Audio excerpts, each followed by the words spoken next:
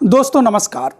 आज हम जो है पर्यावरण एवं पारिस्थितिकी पढ़ेंगे और पर्यावरण पारिस्थितिकी जो है आपके एग्जाम के लिए, चाहे वो आप आईएएस दे रहे हों, पीसीएस दे रहे हों या यूपी टेट या सीटेट का एग्ज़ाम दे रहे हों, इसमें देखिए इसका इस चैप्टर का जो महत्व है वह इतना महत्व है कि इससे हर बार प्रश्न पूछे जाते हैं।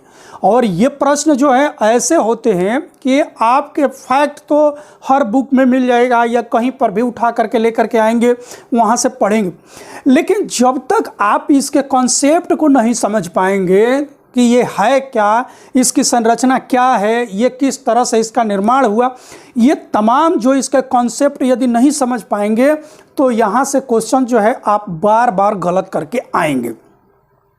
और आईएएस पीसीएस तो स्पेशली रूप से अपने सिलेबस में मेंशन किया है और इसमें जो है कभी कभी तो 20-20 क्वेश्चंस जो है उठा करके दे देता है इस सेक्शन से। यूपी टेट या सी टेट में 25 से 30 क्वेश्चन पूछे जाते हैं पर्यावरण एवं पारिस्थितिकी से, ठीक है ना। तो कहने का मेरा मतलब ये है कि इस वीडियो पे आप लोग थोड़ा सा कंसंट्रेट होकर के ध्यान दे करके इसे पढ़िएगा, समझिएगा। तो चलिए बिना देर किए हुए हम शुरू करते हैं कि पर्यावरण एवं पारिस्थितिकी ये है क्या। तो परि का मतलब होता है घेरा। ये समझ लीजिए कि परि का आशय क्या होता है, तो परि का अर्थ होता है घेरा और आवरण का मतलब क्या होता है कि चारों तरफ से। तो आपके चारों तरफ जो घेरा है, आवरण का मतलब हुआ चारों तरफ, चारों तरफ। तो जो आपके चारों तरफ जो घेरा बना है, और यह घेरा किस चीज का है, आप ये सोच रहे हैं कि जैसे आप हैं तो आपके आसपास कुछ वनस्पतियां हैं, कुछ जीव जंतु हैं, कुछ वातावरण के वायुमंडल के हवाएं, गैस, ये तमाम चीजें जो है, गुरुत्वाकर्षण या बाह्य बल, ये सारे चीज जो है आपको क्या किया हुआ है, घेरा हुआ है, ठीक है ना। इसी घेरे के अंदर में आप रह रहे हैं, तो यानी किसी पर्यावरण के अंदर ही आप निवास करते हैं। ये चीजें जो है आप समझ लीजिए। अब कह रहा है कि पारिस्थितिकी, ये पारिस्थितिकी क्या है। पारिस्थितिकी जो है अंग्रेजी के इकोलॉजी शब्द से बना हुआ है। अब इस पारिस्थितिकी को समझिए, और इस शब्द को जो है प्रयोग किया था 1869 ईस्वी में जर्मन वैज्ञानिक, किसने, 1869 ईस्वी में जर्मन वैज्ञानिक अर्नेस्ट हीकल ने पारिस्थितिकी शब्द का क्या किया था कि निर्माण किया था। तो पारिस्थितिकी का मतलब यह है कि जिस भी जलीय क्षेत्र या जिस भी क्षेत्र में रहते हैं उसकी स्थिति क्या है, ठीक है ना, उसी का अध्ययन जो है पर्यावरण एवं पारिस्थितिकी के अंतर्गत किया जाता है। अब देखिए कि इसकी संरचना कैसे होती है। जो पर्यावरण एवं पारिस्थितिकी है, इसकी संरचना में क्या क्या चीजें हैं और इन संरचना में किन किन चीजों का योगदान है जिससे कि मिल करके इसका निर्माण होता है।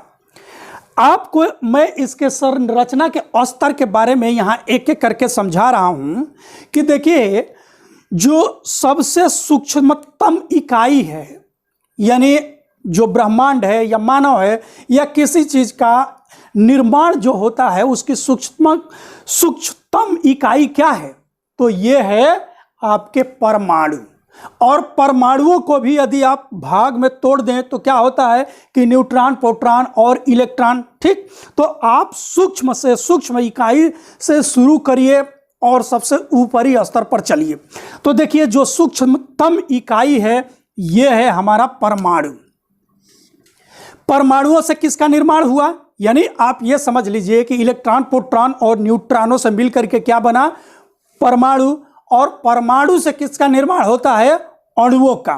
तो परमाणु से बना अणु, ठीक। और इस अणु से क्या निर्माण होता है, इस अणु से निर्माण होता है प्रोटोप्लाज्मा का, ठीक है। तो प्रोटोप्लाज्मा का निर्माण हुआ, छोटे छोटे अणुओं के मिलने से प्रोटोप्लाज्मा का निर्माण हुआ। और इस प्रोटोप्लाज्मा से बना क्या, कोशिका, ठीक, आप बायोलॉजी में पढ़ते होंगे। तो कोशिका, क्योंकि हमारा जो शरीर है ये असंख्य कोशिकाओं से मिल करके क्या है कि बना हुआ है। तो प्रोटोप्लाज्मा से निर्माण हुआ कोशिका का, और इन कोशिकाओं से निर्माण होता है किसका? ऊतकों का। ठीक, इन कोशिकाओं से निर्माण हो गया ऊतक। तो ऊतक से क्या बना? ऊतक से आपके अंग बने शरीर के, जैसे आपका नाक, कान, आंख, मुंह, या जितने भी अंग का निर्माण हुआ यह किससे बना? ये ऊतकों से बना। अब एक एक चीज को सीढ़ी दर सीढ़ी आपको चलते जाना है। और इन अंगों से आपका क्या बना? इन अंगों से आप जीव समुदाय बने, यानी आप मनुष्य बने, गाय बैल बने, पशु पक्षी बने, जीव जंतु बने। तो आपके कोशिकाओं से ऊतकों का निर्माण हुआ, और वो हर जीवधारी में इसी तरह की प्रक्रिया चलती है। तो आपका क्या हुआ कि ऊतक से अंग और अंग से जीव का निर्माण हुआ। क्लियर?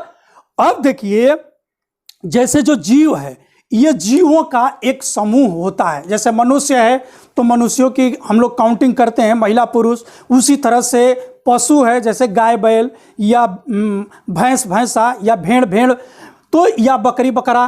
तो ये क्या होता है? एक जीव समुदाय होता है जिसमें कि मेल फीमेल होते हैं, और इन जीवों का एक समुदाय होता है। तो जीव से जीवों का क्या बना? जीव समुदाय बना। और उस जीव समुदाय को उनकी जनसंख्या कहते हैं। जैसे कभी हम काउंट करते हैं तो गाय बैल की जनसंख्या एक साथ काउंट करते हैं, पुरुष महिला के मनुष्य की जनसंख्या काउंट करते हैं तो उसमें महिला पुरुष की जनसंख्या। तो इसी तरह से उनकी क्या होती है? एक जनसंख्या। तो आप देखें कि अंग अंग से जीव बना, या जीवों से उसकी जनसंख्या कि कितनी है। अब क्या हुआ कि ये जीव मिल करके एक समुदाय का निर्माण करते हैं। जैसे आप देखेंगे कि आप जो हैं, आपसे ये कह दिया जाए कि आप किस समुदाय में रहते हैं। ठीक, आप समुदाय का मतलब आप ये समझ लीजिए कि यदि आप जनरली रूप से देख रहे हैं तो जनरली रूप से ये होता है कि आप कोई एक समूह बनाते हैं। ठीक, मान लीजिए कि 10 छात्रों का समूह है, और 10 छात्रों का समूह, और 10 जो है व्यापारियों का समूह, 10 मजदूरों का समूह, 10 इंजीनियरों का समूह मिल करके ये क्या निर्माण करता है? एक समुदाय का निर्माण करता है।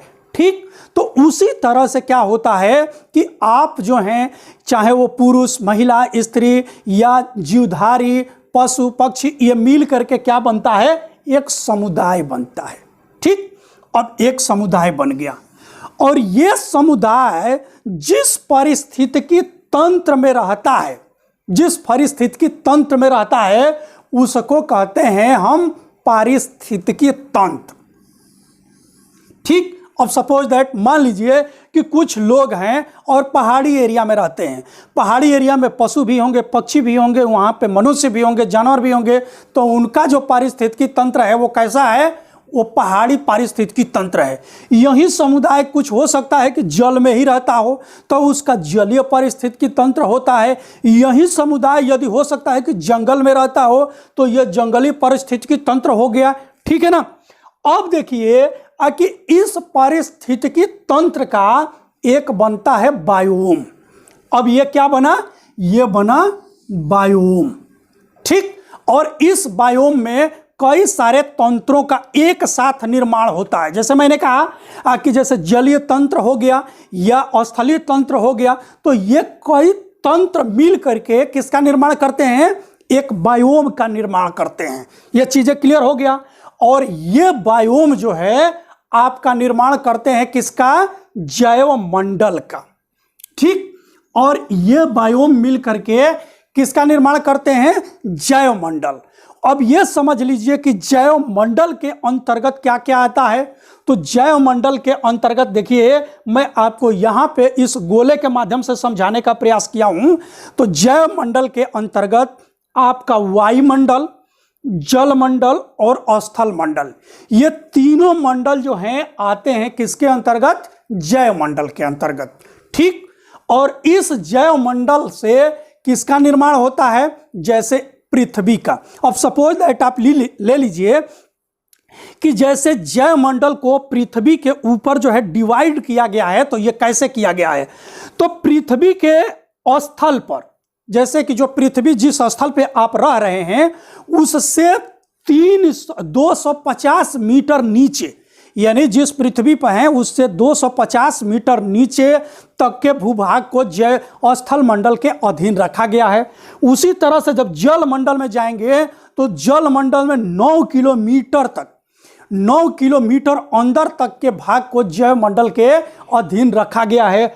और जब वायुमंडल की बात करेंगे तो वायुमंडल में 30 किलोमीटर ऊपर, 30 किलोमीटर ऊपर को भी जयमंडल के अधीन रखा गया है। अब ये क्यों रखा गया है?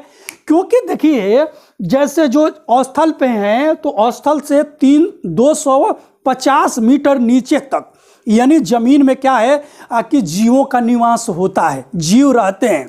उसी तरह से जब जल मंडल में जाएंगे तो 9 किलोमीटर अंदर तक भी क्या पाए जाते हैं? जीव जंतु जो है पाए जाते हैं, इसीलिए उसको जयमंडल के अधीन रखा गया है। और सेम उसी तरह से जब वायुमंडल में जाएंगे तो इसमें 30 किलोमीटर ऊपर तक जो पक्षियां हैं वो विचरण करती हैं, उसके ऊपर नहीं जाती, तो इसलिए इसको क्या किया गया है कि जयमंडल के अधीन इस दूरी को रखा गया है। क्लियर हुआ?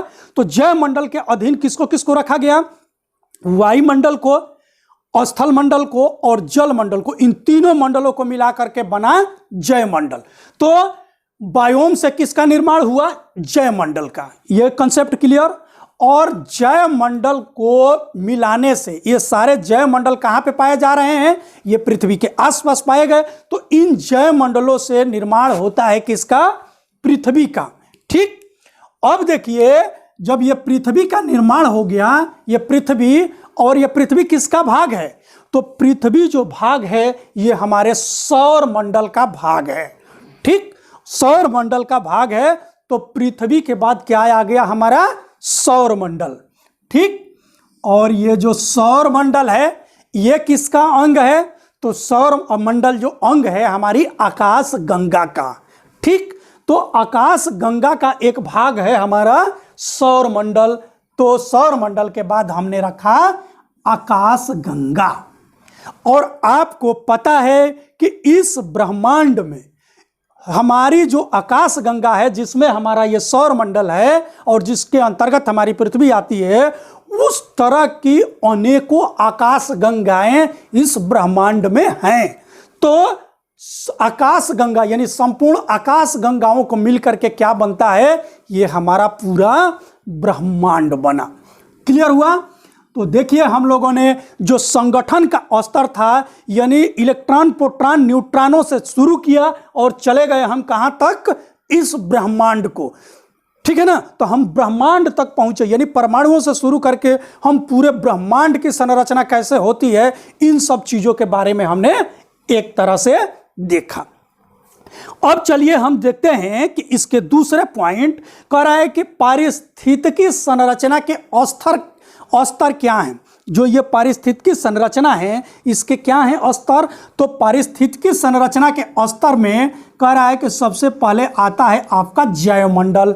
और जयमंडल मैंने आपको यहां से समझा दिया कि जयमंडल क्या है। अब जयमंडल के बाद आता है जीवोम। ठीक है ना? और जीवों में बहुत सारे जीवों का जो है यहाँ पे जीव वनस्पतियों का ये एक क्या होता है कि एक तरह से निवास इस जीवों में पाया जाता है। बहुत सारे, अब जैसे परिस्थितियों को मिल करके, जब पारिस्थितिकी तंत्रों को मिल करके एक बन गया क्या? जीवोम। और जीवोम में के ऊपर क्या रहते हैं? समुदाय, और समुदाय के ऊपर जीव, यानी ऊपर से ले आइए तो जीवों से बना समुदाय, समुदाय से जीवोम, और जीवोम से बन गया पूरा पारिस्थितिकी तंत्र। तो ये है पारिस्थितिकी तंत्र के संरचना के स्तर। ये चीजें हैं, आपको क्लियर हो गया? ठीक, यह भी चीज मैंने आपको क्लियर करा दिया। अब हम आते हैं कि जीव मंडल को क्या कहते हैं और जीव मंडल में क्या क्या चीजें हैं, इसे देख लीजिए। कह रहा है कि जीव मंडल में विभिन्न प्रकार के जीव जंतु और वनस्पति पाए जाते हैं। जीव मंडल में क्या है? विभिन्न प्रकार के जीव जंतु और वनस्पति पाए जाते हैं। भौतिक पर्यावरण के साथ ये अनुक्रिया करते हैं। तो जो ये जीव जंतु पेड़ पौधे हैं, ये आपका जो भौतिक पर्यावरण है, भौतिक पर्यावरण का मतलब है कि जहां आप आसपास में रहते हैं, ये हवा है, यह घर है, ये संपूर्ण जो भौतिक पर्यावरण है, इसके साथ ये आपस में एक दूसरे से क्या करते हैं, अनुक्रिया करते हैं, यानी घुलते मिलते हैं। ठीक, इन्हीं के भौतिक पर्यावरण के साथ पारस्परिक क्रियाकलाप के अध्ययन को हम क्या कहते हैं, पारिस्थितिकी कहते हैं। तो जो आपका जीव है, ये जीव जो है भौतिक पर्यावरण में क्या करता है कि क्रियाकलाप करता है, एक दूसरे के साथ घुलता मिलता है, एक दूसरे स्थान पर चर विचरण करता है। ये चर विचरण की स्थिति को ही हम क्या कहते हैं, पारिस्थितिकी। ये चीजें जो है क्लियर हो गया, ये मैंने पहले भी इस चीज को आप लोगों को बताया। अब देखिए कि पर्यावरण के कुछ घटक हैं। तो पर्यावरण के कौन कौन से घटक हैं? पर्यावरण के जो हमारे मुख्य घटक हैं, ये हैं जैविक घटक और अजैविक घटक। क्या हैं? जैविक घटक और अजैविक घटक। इन्हीं दो घटकों से मिल करके पर्यावरण का निर्माण हुआ है। अब जैविक घटक के अंतर्गत कौन क्या आता है? तो जीवोम। और जीवोम में क्या आ रहा है? तो जीवोम में देखिए आ रहा है क्या कि हरे पौधे, गैर हरे पौधे। अब हरे पौधे के अतिरिक्त अन्य भी तो पौधे होते हैं, तो इसीलिए यहाँ कहा गया कि हरे पौधे, गैर हरे पौधे, अपघटक यानी बैक्टीरिया वगैरह। तो बैक्टीरिया भी क्या है कि जैविक घटक के अंतर्गत ही आती है। तो अपघटक, लेकिन बैक्टीरिया का काम क्या है? ये डिकम्पोजर का काम करते हैं। डिकम्पोजर का काम करते हैं कि ये जो सड़े गले चीज होते हैं उनको ये नष्ट करने का काम करते हैं बैक्टीरिया। लेकिन है ये किसके अंतर्गत? ये जैविक घटक के अंतर्गत आते हैं। क्लियर? तो अब ये लिखिए परजीवी, मनुष्य, पशु, ये सब जैविक घटक के अंतर्गत आते हैं। अब जैसे परजीवी का मतलब क्या हुआ समझिए। आप देखे होंगे जैसे पशु हैं, गाय हैं, भैंस हैं, या सपोज दैट मनुष्य है। अब इसमें क्या है कि मनुष्य के सर में जुएं पड़ते हैं। ये सब क्या है? ये परजीवी हैं। चाहे गाय भैंस है, उनमें किल्ली पड़ती हैं, यह भी सब क्या है? परजीवी के उदाहरण हैं। और ये पशु, तो ये सब जितने भी जीवधारी हैं, सब जीव, ये किसके अंतर्गत आते हैं? जैविक घटक के अंतर्गत आते हैं। यह चीज को आप समझ लीजिए। पेड़ पौधे सारे चीज जैविक घटक के अंतर्गत आते हैं। अब दूसरा है अजैविक घटक। अजैविक घटक के अंतर्गत क्या क्या आ रहा है? तो भौतिक आवास, जैसे जहां ये रहते हैं, जो जीव रहते हैं, जैसे घर में रह रहे हैं, घर, या बाहर रह रहे हैं, वो बाहर का एरिया, फील्ड में रह रहे हैं, फील्ड। तो ये सभी जो भौतिक आवास हैं, ये सब किसके अंतर्गत आते हैं? अजैविक घटक के अंतर्गत। ऊर्जा, जिनसे इनको ऊर्जा मिलती है, ये ऊर्जा क्या है? अजैविक घटक का उदाहरण है। तापमान, क्योंकि बिना तापमान और ऊर्जा के ये जीवित नहीं रह सकते, तो इसका भी योगदान है। तापमान, ऊर्जा, उष्मा, ठीक है, जल, मृदा, वायुमंडल, ये गैस, गुरुत्वाकर्षण, वायु, वर्षण, यानी वर्षा की भी जरूरत होती है, वायु की। अब गुरुत्वाकर्षण ना हो, सपोज दैट मान लीजिए कि पृथ्वी पर गुरुत्वाकर्षण ना हो, तो गुरुत्वाकर्षण ना होता तो क्या करते? आप डांस करते रहते, इधर से उधर घूमते रहते, पता लगे कहाँ तैर रहे हैं, ठीक है ना। तो गुरुत्वाकर्षण भी जरूरी है। यदि गुरुत्वाकर्षण नहीं रहेगा तो आप कहाँ होते? कहीं तैर रहे होते, कहीं इधर उधर, आपकी बातों का कोई वजूद ही नहीं होता। तो गुरुत्वाकर्षण भी क्या है कि इस अजैविक घटक का एक अंग है। क्लियर? तो ये सब चीजें आप समझ लीजिए कि क्या है। तो ये सारे चीज जो हैं जैविक और अजैविक घटक के जो जो अंग थे, उसको मैंने आप लोगों को क्लियर कराया। अब आपको पूछा जाएगा कि जैविक घटक क्या है, अजैविक घटक के अंतर्गत क्या आते हैं, तो अब यहाँ पे आपको कंफ्यूजन नहीं होना चाहिए, क्योंकि ये प्रश्न यहाँ से उठा करके पूछ लेता है। अब देखिए जो जैविक घटक है, इसके अंतर्गत क्या क्या आता है? तो जैविक घटक के अंतर्गत आता है उत्पादक। क्या? उत्पादक। और एक आता है उपभोक्ता। ठीक, एक तो उत्पादन कर रहा है, और दूसरा जो है उस उत्पादित चीजों का उपभोग कर रहा है। और ये सब किसके अंतर्गत आ रहे हैं? जैविक घटक के अंतर्गत। अब जो है भौतिक पर्यावरण से अपना भोजन जो स्वयं बनाता है उसे हम क्या कहते हैं? उत्पादक। जैसे आप देखेंगे पेड़ पौधे ये सब क्या हैं कि इस वातावरण से ही अपना भोजन बना लेते हैं। कैसे?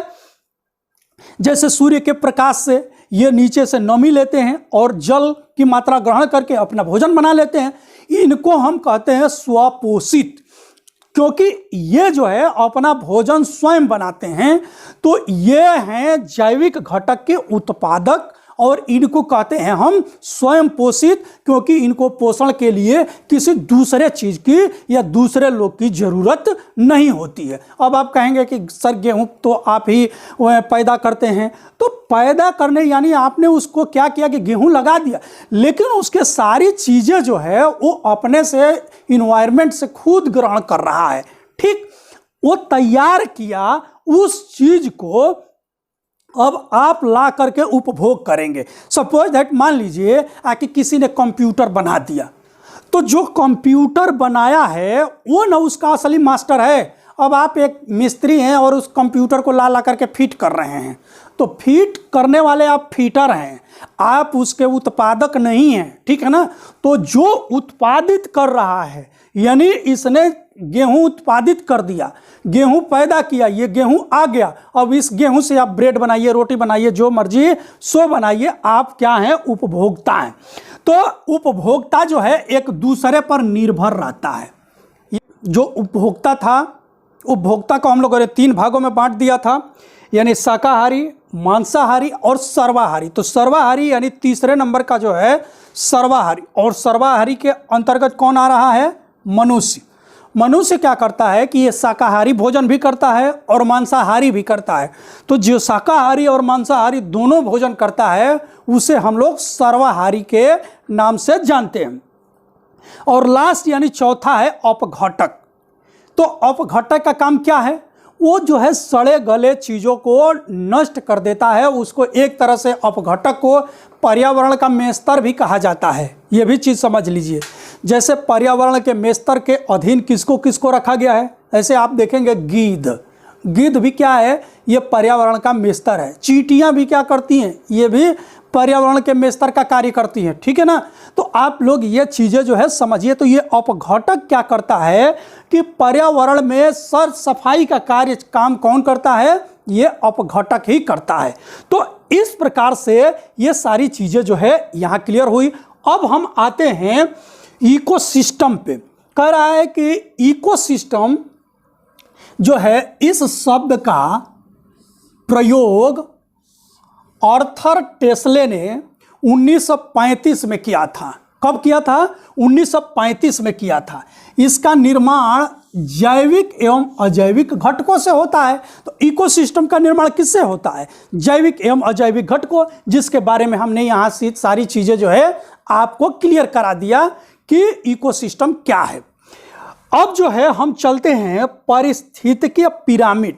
पारिस्थितिकी में जो पर्यावरण पारिस्थितिकी है, इसमें जो ऊर्जा का पिरामिड है, ये क्वेश्चन जो है कई बार नहीं बार बार पूछा जाता है कि पारिस्थितिकी पिरामिड में जो ऊर्जा का प्रवाह है वो कैसे होता है या उसका क्या चरण है, ये चीजें जो है समझ लीजिए।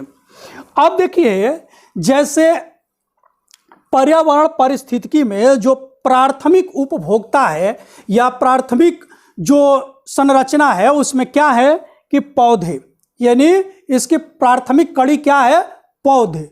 अब पौधे में जो ऊर्जा डेवलप होती है, ये मान लीजिए कि यहां ऊर्जा डेवलप हुई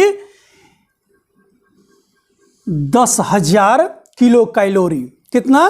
10,000 किलो कैलोरी जो है ऊर्जा जो है जनरेट हुई किसमें? पौधों में। क्लियर? अब इस पौधे को शाकाहारी जीव जंतु खाया। यदि मान लीजिए, सपोज लीजिए यहाँ पे खरगोश, इस पौधे को खाया किसने? खरगोश। तो उस समय जो ये कैलोरी गई, ये कितना गई? 1,000। ठीक है ना? जो पौधे के पास कैलोरी थी, यानी जो 10,000 कैलोरी थी, उसको खरगोश खाया तो उसके पास इस कैलोरी का ट्रांसफर कितना हुआ? 1,000। यानी इसका 1/10 भाग ही कैलोरी उसके एक चरण से दूसरे चरण में ट्रांसफर होती है। 1/10। यदि सपोज दैट ले लीजिए कि 10,000 का 1/10, तो ये 0 से 0 कट गया, ये क्या बचा 1000। तो 1000 पहुंचा कहाँ पे, खरगोश में वो ऊर्जा किलो कैलोरी में। अब जब खरगोश को मान लीजिए कि शेर खा लिया, खरगोश को किसने खाया, शेर, तो शेर में कितना ऊर्जा पहुंची, तो शेर में वही पहुंची ऊर्जा इसका 1/10, यानी 1000 का 1/10, तो शेर में इसकी एनर्जी पहुंच रही है 100 किलो कैलोरी। ठीक, अब देखिए कि शेर के बाद अब आता है यहां पे मनुष्य। अब ये मनुष्य का काम है कि कह रहा है कि ये तो सर्वाहारी है, यानी ये मांस भी खा रहा है और वो खा रहा है। तो अब इसको यदि ये सर्वाहारी वाला खाया तो यहां पहुंच गया 1/10 इसका, तो 100 का 1/10 पहुंचा तो इसमें पहुंच गया, तो 100 का 1/10 कितना हुआ, 10। क्या हुआ, 10। और 10 का अब 1/10 ऊपर पहुंचा तो ये जय मंडल में ऊर्जा कितनी रह गई, 1। क्लियर। तो जय मंडल में जो ऊर्जा रही, क्योंकि यहां तो थी 10,000, 10,000 से 1,000, 1,000 से 100, 100 से 10, और लास्ट में पहुंचते पहुंचते ऊर्जा कितनी बच गई, 1। तो जो ये आप परिस्थितिकी पिरामिड देख रहे हैं, तो परिस्थितिकी पिरामिड में आप ये देख लीजिए कि ऊर्जा का क्या हो रहा है, वितरण कैसे हो रहा है, और इसी को बार बार पूछता है। और ये जो पिरामिड होता है ये नीचे क्या होता है, चौड़ा होता है, क्योंकि नीचे ज़्यादा ऊर्जा जनरेट हुई और ऊपर जाते जाते सकरा हो जाता है। तो कई बार क्वेश्चन ये भी पूछा जाता है कि जो ऊर्जा पिरामिड होती है, पारिस्थितिकी तंत्र में जो ऊर्जा पिरामिड होता है उसका जो जड़ होता है वो कैसा होता है, चौड़ा, और जो शीर्ष होता है वो कैसा होता है, पतला होता है। तो क्यों जड़ चौड़ा हुआ और शीर्ष इसका पतला हुआ, ये चीजें आप समझ लिए। ठीक, तो इस प्रकार से हम पर्यावरण एवं पारिस्थितिकी को इस वीडियो में जितने भी इसके आप कंसेप्ट थे उसे हम क्लियर कराएं। अब अगली वीडियो में हम बायोडायवर्सिटी यानी जैव विविधता लेकर के आएंगे। यदि ये वीडियो अच्छी लगी हो तो आप लोग जो है हमारे इस वीडियो को लाइक कर दीजिएगा, चैनल पे नए हैं तो इसे सब्सक्राइब जरूर कर लीजिएगा, क्योंकि हम एक एक कॉन्सेप्ट को आप लोगों को जड़ से क्लियर कराने का प्रयास कर रहे हैं, जिससे आप लोगों के एग्जाम में जब कॉन्सेप्ट से प्रश्न आए तो आप कोई भी प्रश्न गलत न कर सकें। धन्यवाद।